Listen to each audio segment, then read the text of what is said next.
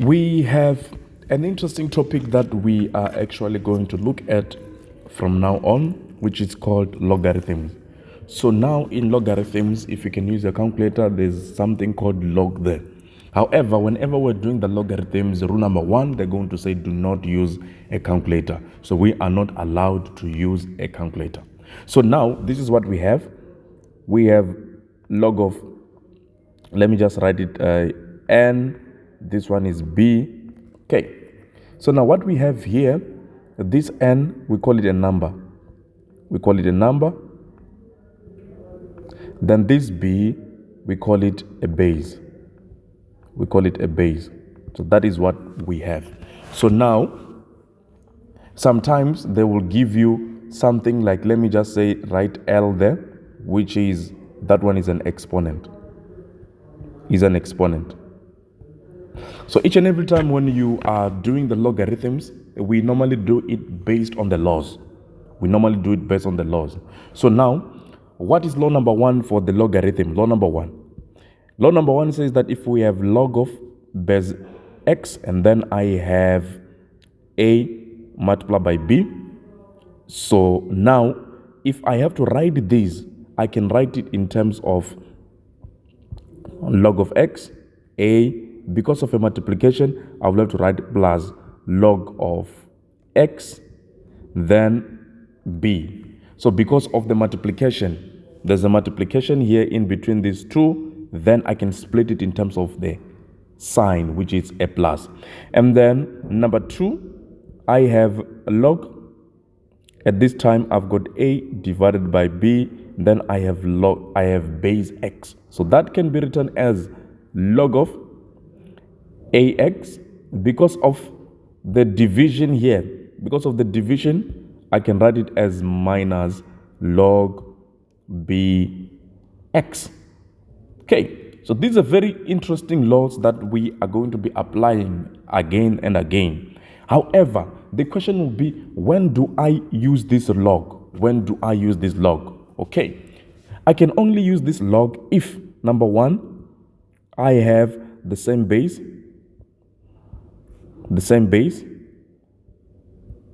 Then number two, if I have one as coefficient.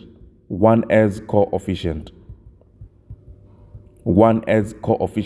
that mean? It means that if I want to use these laws here, I need to have this side, it has to be 1. I don't have to have a number. Strictly, I don't have to have a number. Then, that is what we have. Normally, we're going to be given something wherein you have to check, what do I have in the term? What do I have? Then I'm going to write law number 3 and law number 4, and then we can start doing some of the examples. And law number 3 states that if you have log of 10, that is 1. That is 1. So what does that mean? It means that here, if there is nothing, we have to understand there is a 10. If they don't write anything at the base automatically becomes 10. So which means that in this law, what we're going to do, if they give you log of a, then this is equal to 1. If ever the base and the number are the same, therefore, what does that mean? It means that what we need to do there is to write it as 1. Where is it coming from? It's coming from this here. So that's why if you have a calculator there, you quickly say log 10. You will realize that log 10 is equal to 1. Then law number 4, these two log go hand in hand. I have log a to the power of m. So what I'm going to do with this log, this is very, very serious log. Then I have to take the exponent. I have to make this exponent to be the coefficient. So which means that I'm going to write it as m log a. So when I do that, I know that log a is equal to 1. Then I'm going to say the answer is m. Basically, when do I use this log? When do I use this log? Specifically, these two, 3 and 4, they go hand in hand. 3 and 4, they go hand in hand. What does that mean? It means that here they're going to give you a number that you can change it in terms of the exponent. For an example, they can give you something like log 327. When you say, remember they're going to say don't use a calculator, but you can use a calculator here. When you say log 327, remember there are two types of log in your calculator. When you say log 27.3, then you realize that the answer is 3. Where is that 3 coming from? It's coming from here. We're going to change 27, and when you change 27, make sure that these 3 and this 3 are the same. Then what are we going to do? We're going to take this 3 down. We're going to take 3 down. That will be 3. Then we have log of 3, 3. And then we all know that log of 3, 3 is 1. Then the answer is 3. That is what we are going to do. So they can even give you something like, that is number 2. They can even give you something like log of, let's say,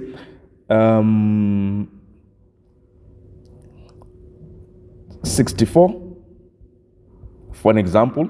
So which means that here we need to have 64 as well, so that this thing can give us 1.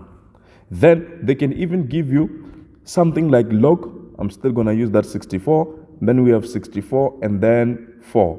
When you use a calculator here, when you say log 64 base 4, you will realize that the answer is 3. Then what does that mean? It means that we're going to change 64. When we change 64, make sure that you change it in terms of base 4. So you're going to say log base 4, 3. Remember that is 64. Then 4 here. So what we're going to do is to take 3 down. That will be 3. Then we have log 4, 4. Remember, log 4, 4. What is the answer? It's 1. Then the answer is 3. Then we can even use the same 64, but now we're going to change the base. We're going to say log of 64, okay, rather log of 2, then 64. So what we're going to do, as always, we're going to change 64 in terms of base 2. So that will be log 2 to the power of 6. Remember, there is a 2 here. Then what are we going to do? We're going to take this 6 down. That will be 6 log 2, 2. Remember, log 2, 2 is the same as 1. Then the answer is 6. Then you are done. So that is what we will be doing. So these are very, very important laws. Very, very, very important laws that we need to really follow each and every time. Then we are going to look at it again. That is law number, we were in law number 4. Then we're going to do law number 5, which is a very important law. Law number 5. Law number 5 states that log of 1, then a, it states that it is 0. So whenever in the question, when you see log 1, you have to write 0. Where is this 0 coming from? So we're going to say, remember in the laws of exponent, anything to the power of 0, it's 1. So we're going to change that 1 in terms of base a. So that will be log of a to the power of 0. Remember, when you said a to the power of 0 is still 1. Then what we're going to do is to take that 0 down. That will be 0. Then log of a. Remember, log of a is the same as 1. So therefore, anything multiplied by 0, it's 0. So that is what we have. So now log 1, each and every time, that thing has to give us 0. Then law number 6, which is a very, very important law. Law number 6 is very, very important. We're going to be given log of x, y. Okay. So this is the same as, you can change it in terms of log x divided by log y. Log x divided by log y. So this is a very, very important log in the logarithm, they're going to ask you this log most of the times. So now, when do I use this law? You can only use this law if they give you something that has the same base, or something that can give you the same base, but you won't be able to really change it in terms of law number 3 and 4. For an example, if they give you something like we have log 8/16. Okay, 8/16. So we all know that there's no way that you can change 8 in terms of 16. So when you use a calculator, when you say log 8/16, you're going to get the answer as 3/4. But then now, can I change 8 and 16? But when I do that, I need to have the same base. So I'm going to say log, which is my 8 divided by log 16. Okay? Then I'm going to say, how do I change 8? That will be the same as log of 2 to the power of 3 divided by log of 2 to the power of 4. Remember, all of them are still the same. Then, what we're going to do, we're going to take this 3 down. That will be 3 log 2 divided by 4 log 2. Then these 2 will cancel. Then the final answer will be 3/4. That is why this law is very, very important. Very, very important. They love to ask this law number 6. Then, in as much as we're still there, I can give you another example. That is the first example here. Then the second example, we can give you something like log. Let me write log 4. Then 32, so to say. Log 4/32. Log 4/32. So there's no way that I can change 4 in terms of 32. So if you can just use your calculator straight away, you realize that the answer will give you maybe 2 to the power of 2 divided by 5. Then what we're going to do here is to say these 2, always they will give you something that is common, which is 2. So we're going to say log 4 divided by log 32. Then I'm going to change log 4 in terms of 2. That is log 2 to the power of 2 divided by log. How do I change 32? That will be 2 to the power of 5. Then what I'm going to do is to take that 2 down using law number 4, taking it down. So that will be 2 log 2 divided by 5 log 2. Because those two logs are the same, then I can divide them. Then the final answer is 2/5. That is where I can use this log. It is very, very, very significant. Very, very important. Very, very important. Then we can even give you something like log 9. I can write 9 here, and then 27. Log 9, 27. Log 9, 27. So now, there's no way that you can change 9 in terms of 27. But you have something that is common between 9 and 27. I'm talking about base, which is 3. So you're going to say, okay, that is log of 9 divided by log of 27, which is, how do I change 9?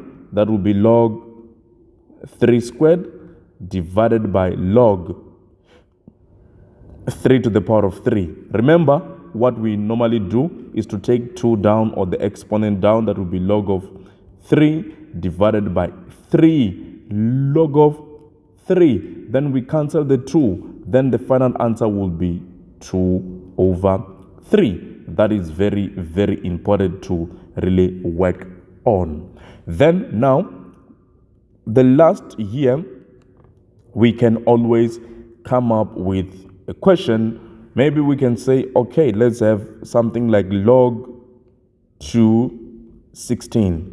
log 2 16. There's no way that I can change 2 in terms of 16. Then I'm going to use this log. That would be log 2 divided by log 16. Then I will have to split it. I don't change that log 2.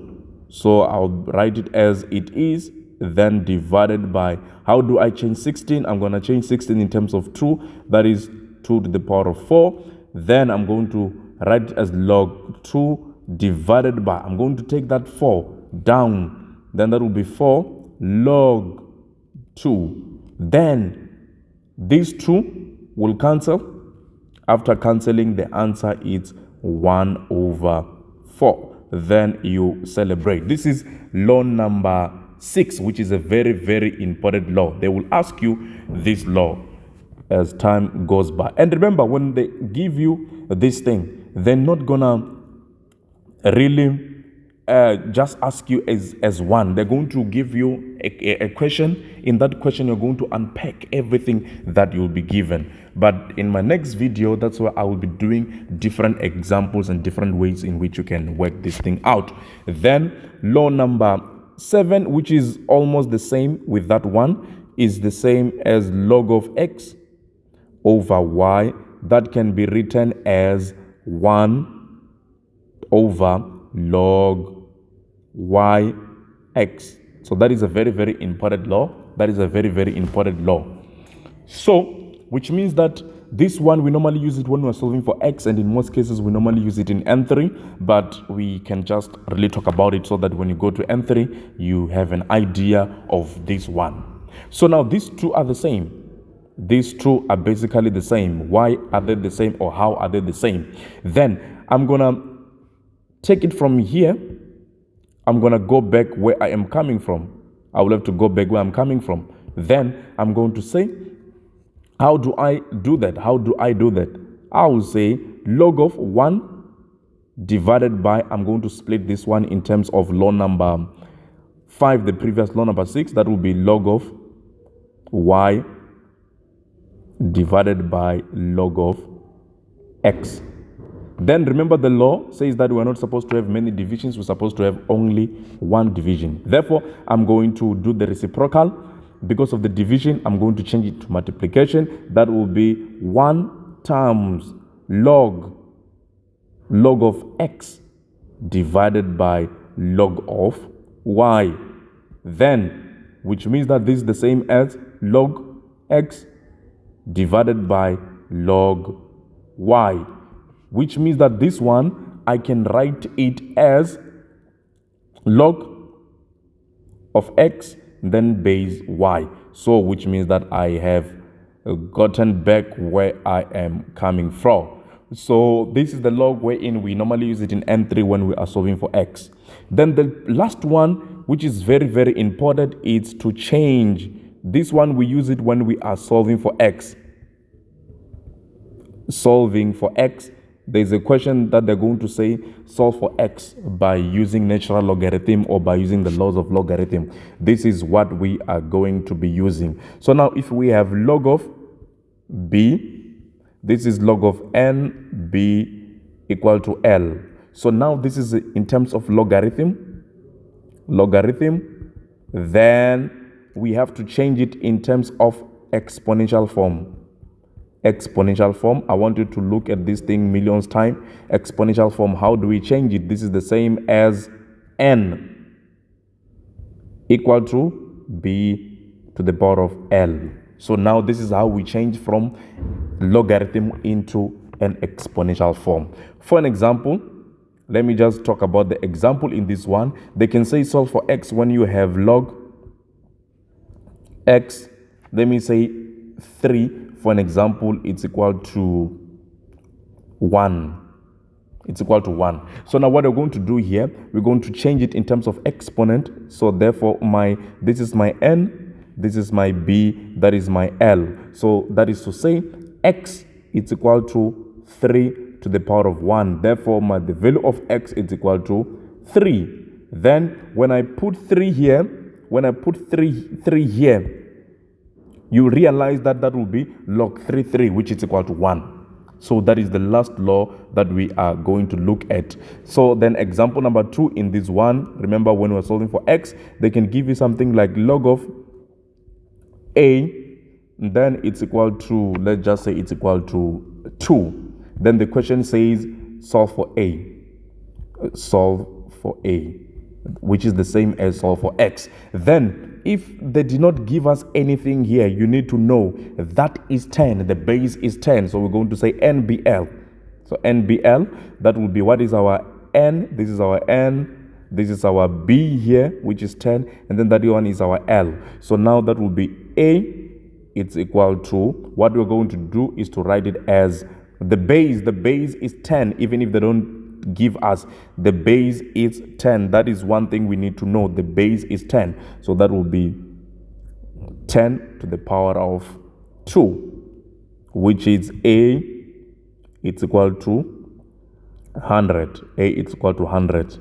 Therefore, if you want to prove that it's doable, you can prove that to say log, you're going to write 100 here, then this is 10. So how do we go about it? That will be log 10 to the power of 2, 10. Then what do we do with that 2? We take it down. Then log 10, 10, it's 1. Then the final answer is our 2. So now this is basically what we are going to be doing. So now in my next video, what I'm going to do is to do maybe 10 questions or 5 questions in terms of this, and then I'll pick up a few questions from the exam so that you can see how do they ask the questions in logarithm. So if you have any question, you can just inbox me there. If you need any explanation, then we can take it from there. This is just the intro for the logarithm part 1. So I will do logarithm part 2, wherein I'm answering different questions. See you in the next session. Thank you so much.